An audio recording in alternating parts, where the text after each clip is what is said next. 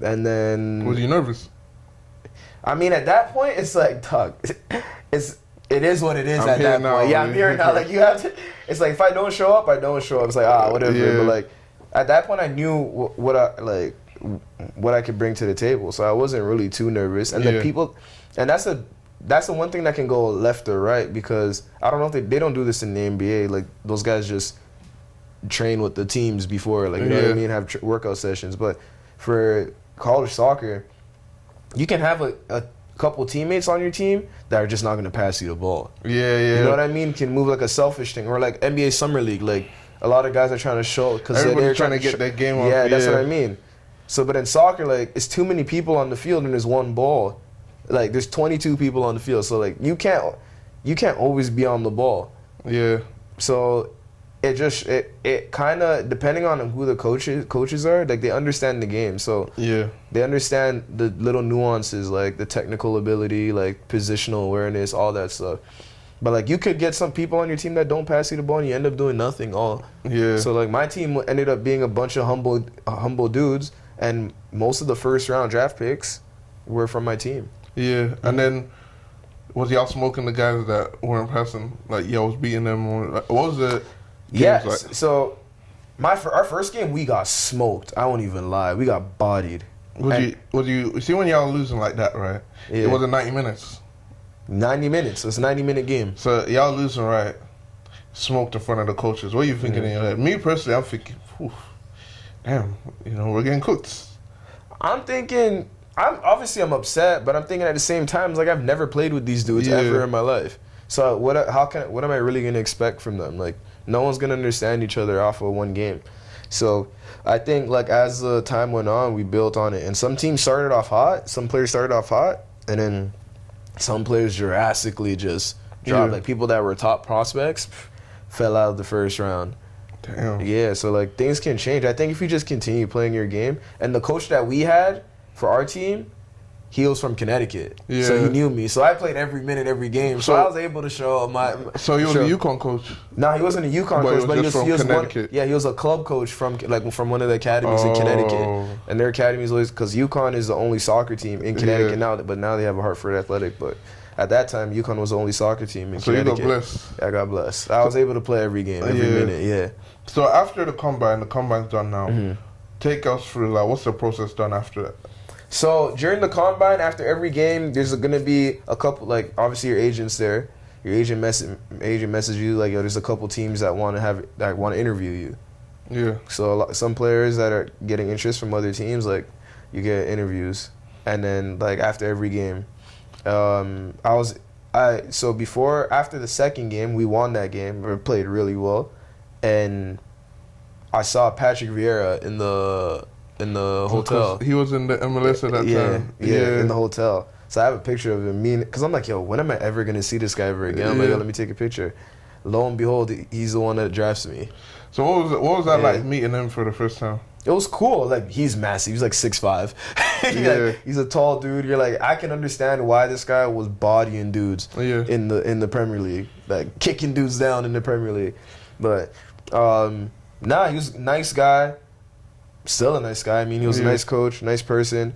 He didn't fret when me and my boy wanted to take a picture with him. And so the games are done. You've met Viera. Who are you allowed to say who called you for an interview? Yeah, because it's a long time ago. After, it was Orlando City, Montreal, Kansas City, Dallas, Colorado, New York City. Yeah. And TFC didn't call me. I'm trying to figure. There's one more.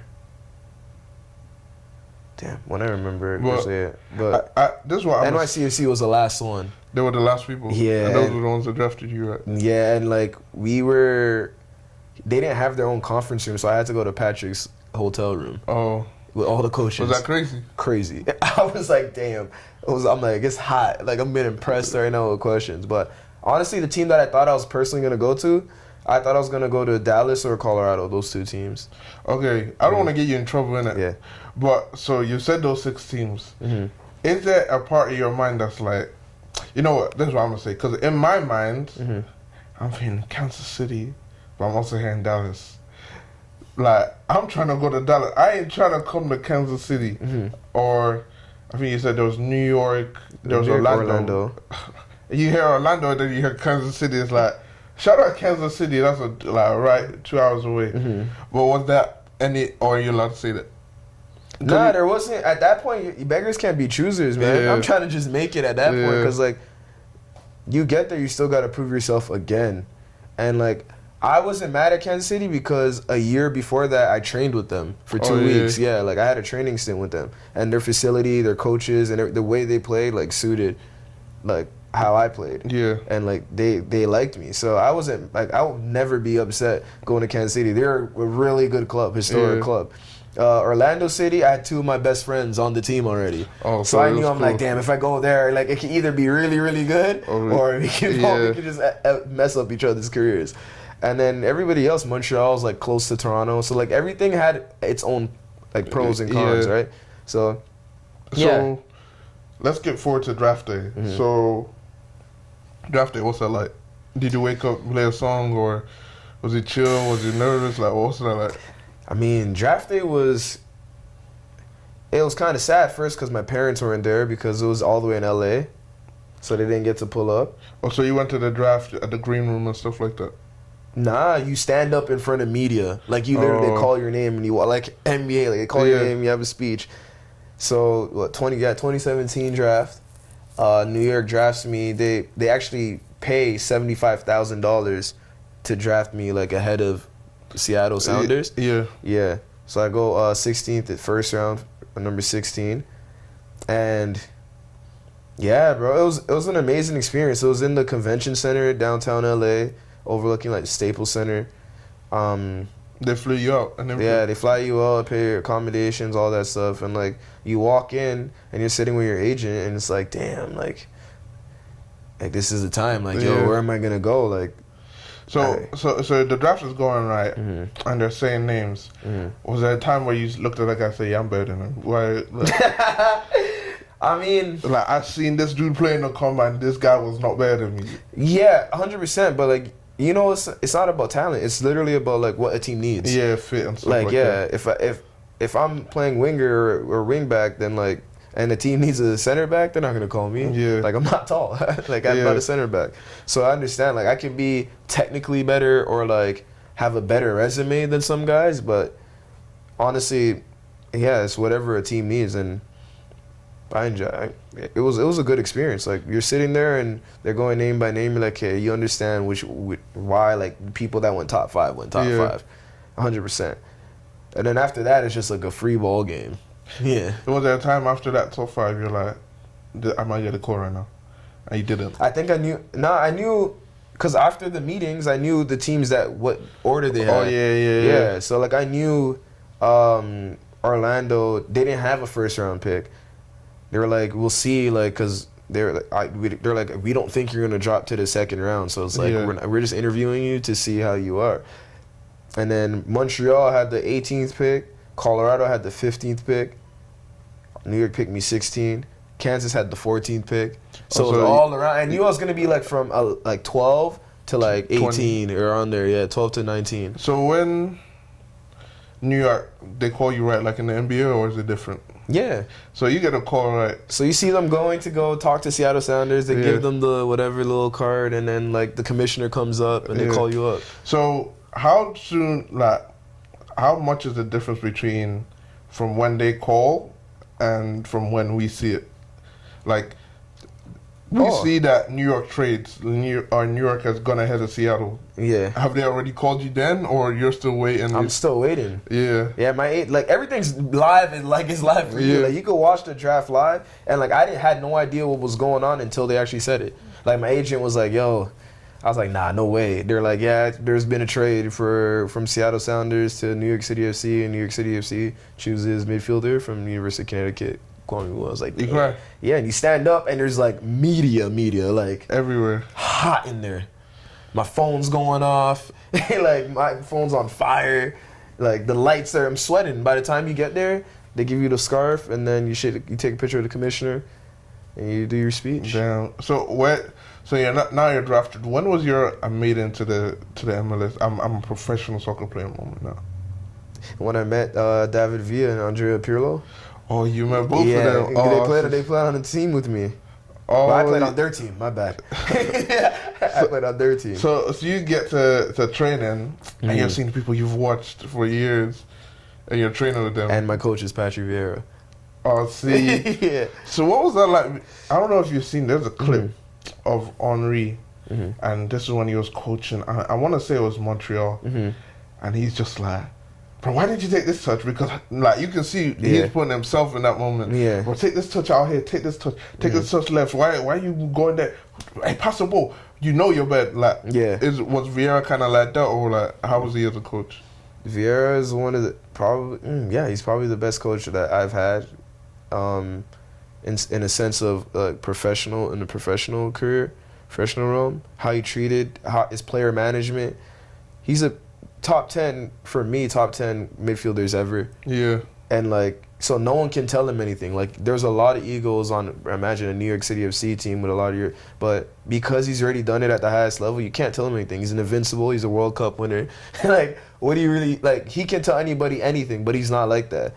He put more pressure on the guys that were more seasoned veterans than he did on the younger kids. Yeah. He knew that we were still learning the game, and I think it's from when he coached at Man City Academy to the U23s.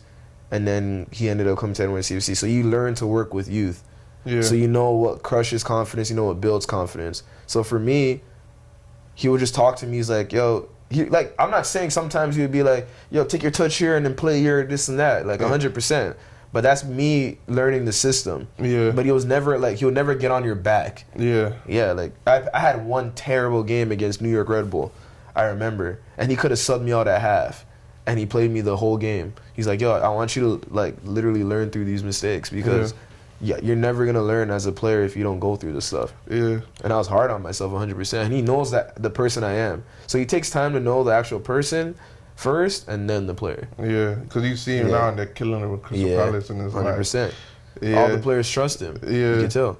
Oh, and all the players are black. So I guess they got that link over there. Yeah, bro. I was just saying. So you're trading now with Pirlo, Villa. Are they the best players you've seen, or is it a player that there's always, I don't know for you, but for me personally and just for people who've been around, there's that one player where you said when you're young, you're good, bro, but you didn't make it. Was there a player that you had, or was it just Pirlo and Villa were the best? The best player that I played with are obviously David Villa and Andrea Pirlo. You're talking 2 World Cup winners, Euro winner.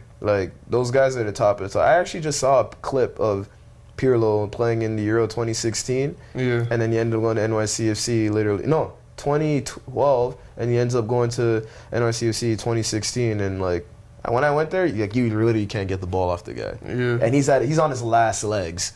And me being an energetic 20-year-old, I'm sprinting at this guy, he's just boop, slow motion. For your legs? No. He's literally just dribbling the ball past people. Has there ever been a time though where he's him or Villa have just cooked? You're nah, there hasn't been a time. I can tell stories about practices, but there is a time where I've seen Pirlo cook Villa. Oh, so it was the opposite. It wasn't really, you see that, you're like, damn, bro. For me, David was the heart of the team. Yeah. But Andrea was probably the best player. Okay. You can tell both of them in their prime. You're like, damn, Pirlo. That's top 5 midfielders. Were they really close? I don't know their personal relationship, but professionally, it seemed like they had a good relationship. I don't know if they were close on and off the field, but I was closer to Andrea more than I was with David. Yeah. Yeah. So y'all have free kick competitions, right? In practice or training? They do. So no, Villa don't even. I don't even lie. No one's beating Pirlo in the free kick competition. No one's even close. Nah. He hadn't even tried. No effort. He be spanking the ball no effort. He just walks, boop, and you're and it goes 100 miles per hour. You're nah, that don't make no sense. Jack Harrison was on my team too. He plays at Leeds United. That's a homie. So he was playing. Where was he playing? Was it right wing? Right wing. Yeah, I remember. Villa was number 9 when he came, because I'm pretty sure he moved from Man City. Yeah, to New York. First he went to Middlesbrough. So Man City bought him from NYCFC. Yeah, because we're this like sister club. Clubs, yeah. And then he went on loan to Middlesbrough from Man City, and then he went on loan to Leeds, and then Leeds bought him. Yeah. And now he's cooking it in the Prem. So it's just y'all's whole team that year, it was just we were stacked. We always end up finishing top 2 in like the MLS or the Eastern Conference. Yeah. But in the playoffs, we just fumbled the bag. Yeah, I don't know why, but definitely a great experience. Like, don't get me wrong, we had players that like played Champions League, like big Champions League games, World Cup. Like, it was a great experience. When you got to New York, because I know they're a new club, was that what year of existence were they in? They started in 2015. I got there in 2017. Okay, cool. Yeah, so 2 years in. So you leave New York City. Why did that happen? And then how was that like? I think it was just me exploring my options and just trying to get as much game time. I was already past the development stage where it's like, and Patrick already left. He left to Nice. Yeah. So like, I had the coach that trusted me and was like willing to play me and all that stuff. And then you had to start all over again from ground zero with a brand new coach, and it just wasn't working.